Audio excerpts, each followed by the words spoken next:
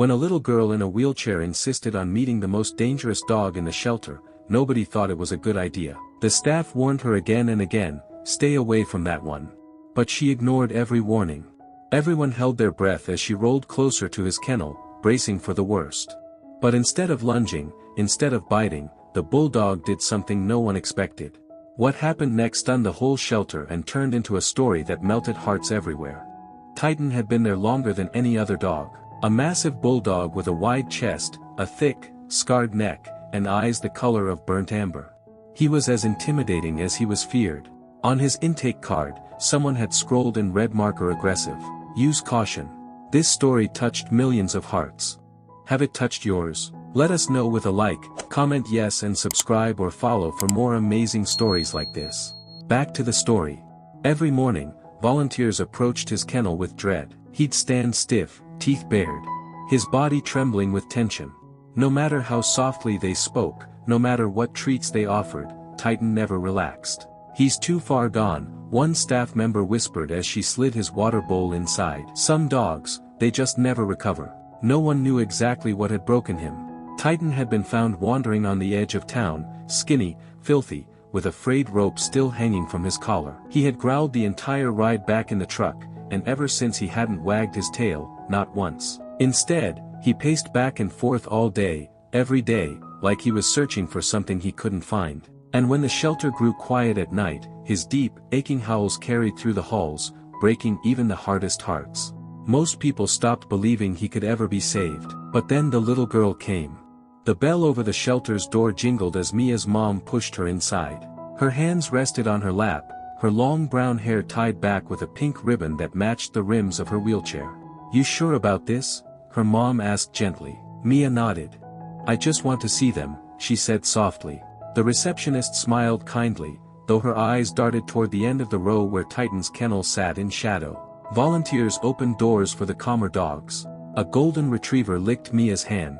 A beagle wagged his whole body in excitement. Mia giggled, but her eyes kept drifting down the aisle to the dark cage at the end. When they reached Titan, the shelter manager hurried forward. "Sweetheart. Maybe we skip this one," she said firmly. "He doesn't do well with visitors." From inside, a deep growl rolled through the bars.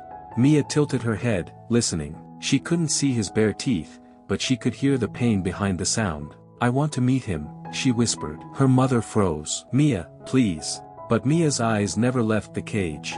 Something in her quiet voice made everyone else step back. Her mom hesitated, then slowly wheeled her forward until her chair was just inches from Titan's kennel. The growl deepened, his whole body coiled tight, his eyes fixed on the turning wheels of her chair. "Easy," Mia whispered. No one knew if she was speaking to him or herself. Her mom's heart hammered in her chest. "Sweetie, maybe we should know," Mia said, calm but steady. "He's just scared." No one dared argue. Mia took a breath and began to talk. "Hi, my name's Mia. I know you don't want me here." Titan's ears flicked forward, then back. The growl faded into a soft, tired whine. "I didn't want to be here either," she continued. Her eyes glistened. "When I got hurt, I thought I'd never feel happy again." For the first time, Titan stopped pacing. Slowly, he lowered his head to the floor. His shoulders loosened. His breathing slowed. The staff stared, stunned. No one had ever seen Titan do anything but snarl and pace. But now he was listening and maybe, just maybe, he was hoping. Mia lifted her hand, her mom's heart hammered in her chest, but she didn't stop. Her fingers brushed against the cold steel bars. Titan's amber eyes followed her hand, wary. "It's okay," Mia whispered. "I'm not here to hurt you." At first he flinched back, and for a second she doubted herself. But then, with slow, uncertain steps, Titan moved forward again. His wet nose touched her fingertips. Mia's breath caught in her throat. She turned her palm upward and waited. The bulldog leaned in, pressing his heavy muzzle against her hand. He let out a long, low sigh. His eyes fluttered shut. And the tension melted from his frame. A volunteer covered her mouth to hold back a sob. The manager wiped at her eyes, whispering, "I can't believe it." Mia stroked his scarred cheek, her fingers brushing over rough fur. "You're not a bad dog. You're just sad." When Titan opened his eyes again, they weren't the eyes of a monster. They were tired and full of something that looked like hope. She brushed her lap gently. "Come here." And for the first time since he'd arrived, Titan crawled forward. He lowered his big head into the crook of her arm. The shelter seemed to exhale all at once. Volunteers exchanged looks, tears streaming down their faces. Mia's mother dropped to her knees beside her. A trembling hand pressed to her chest. She hadn't seen her daughter smile like that since the accident. A small smile, but real. A light breaking through the dark.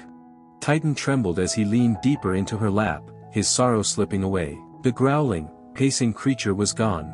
In its place was a dog who finally belonged again. "He's never let anyone touch him before," a volunteer whispered, stunned. Mia rested her cheek against Titan's head, her tears soaking into his fur. "You were waiting for someone to love you," she murmured. "And I was waiting, too." Titan let out a deep, contented sigh and closed his eyes. That afternoon, when Mia's mom signed the adoption papers, no one said a word about caution or danger. Everyone just knew something unexplainable had happened. Weeks later, Titan walked proudly beside Mia's wheelchair, matching her slow pace down their street. Neighbors stopped and watched, their eyes wet with tears. And in that little town, everyone agreed. The day Titan met Mia was the day they both came back to life. So, if this story touched your heart, don't forget to like, share, and subscribe. Stay with us for more stories that prove love can change everything.